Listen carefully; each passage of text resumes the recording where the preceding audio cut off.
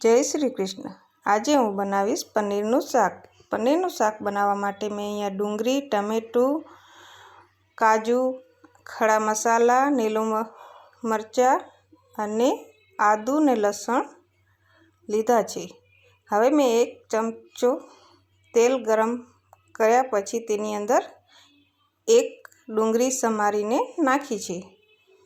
મેં અહીંયા 1 જ ડુંગળી મોટી લીધી હતી। હવે ડુંગળી નાખ્યા પછી આપણે બધા મસાલા નાખીશું। ડુંગળી થોડીક સતળાઈ જાય પછી જ મસાલા નાખીશું। 5 થી 6 કાજુ લીધા છે, તજ, લવિંગ, તમાલપત્તા અને મોટી ઇલાયચી, નાનકી ઇલાયચી, અદરક અને લસણ અને લીલા મરચાં।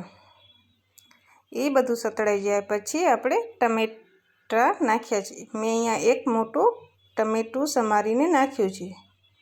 હવે આપણે તેની અંદર હળદર અને સ્વાદ પ્રમાણે મીઠું નાખીશું।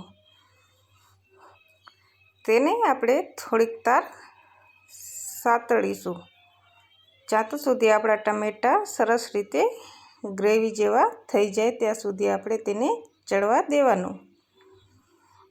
હવે આપણે તેની ગ્રેવી કરીશું।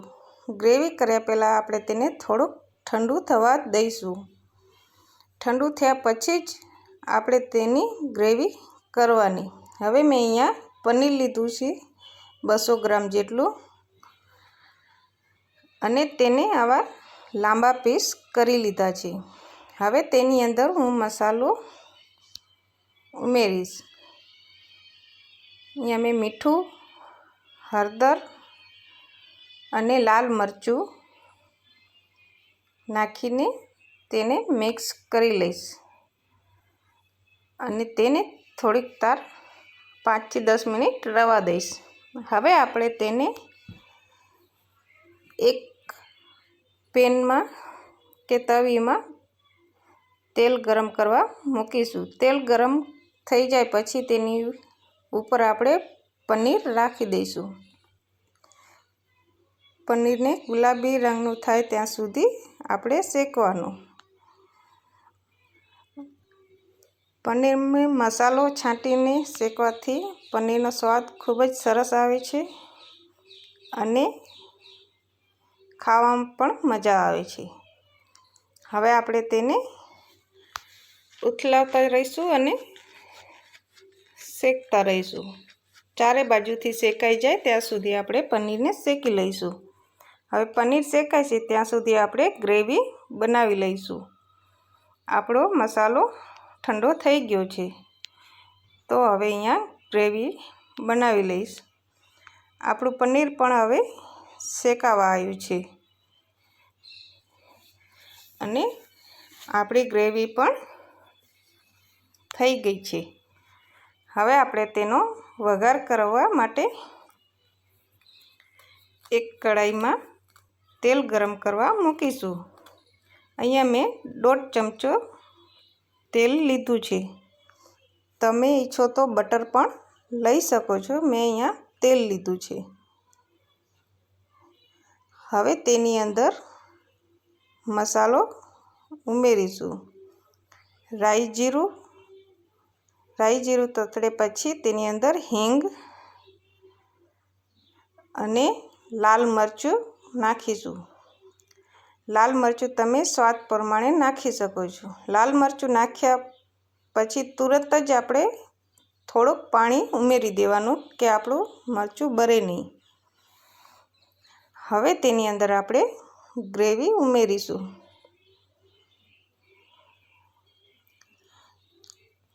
ગ્રેવી ઉમેર્યા પછી આપણે તેને સરસ રીતે હલવી લઈશું। જે આપણે ગ્રેવી બનાવી હતી એ જારમાં થોડુંક પાણી ઉમેરીને તેમાં નાખી દઈશું હલવીને। હવે આપણે તેને તેલ છૂટું પડે ત્યાં સુધી હલવતા રહીશું। હવે તેની અંદર આપણે મસાલા, ડુંગળી અને કેપ્સિકમ નાખીશું। ઉપરથી નાખવાથી સ્વાદ સારો આવે છે અને હવે આપણું તેલ છૂટું પડવા માંડ્યું છે, તો આપણે પનીર પણ અમોરી દઈશું. પનીર નાખ્યા પછી આપણે તેને સરખી રીતે હલવી લઈશું. આપણું તેલ છૂટું થઈ ગયું છે. આપણું શાક પણ હવે તૈયાર થવા આવ્યું છે. તો હવે આપણે તેની અંદર ગરમ મસાલો નાખીને હલવી લઈશું. અને પછી આપણે તેની અંદર કસૂરી મેથીને ક્રશ કરીને નાખીશું.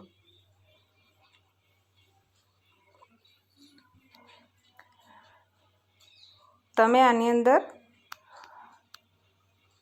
મીઠું પણ નાખી શકો જો તમને ઓછું લાગે તો. મેં ગ્રેવી બનાવવા ટાઈમે નાખ્યું હતું એટલે નથી નાખ્યું. હવે આપણે તેની ઉપર ધાણા નાખીને તૈયાર કરી લઈશું. મારા વિડીયોને લાઈક, શેર અને સબસ્ક્રાઈબ કરી આપજો અને બેલ આઇકનને પણ દબાવી દેજો. તમને નવા વિડીયો મળતા રહે. આપણું શાક